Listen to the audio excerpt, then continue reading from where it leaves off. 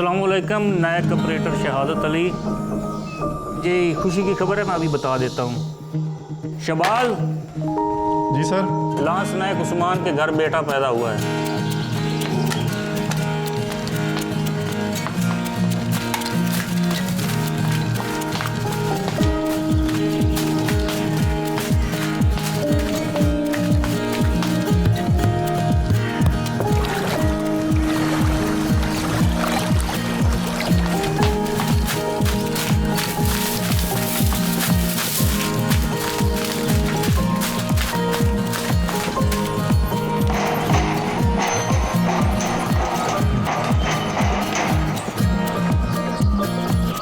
अस्सलाम वालेकुम उस्मान, खुशखबरी है, माशाल्लाह आपके घर बेटा पैदा हुआ है।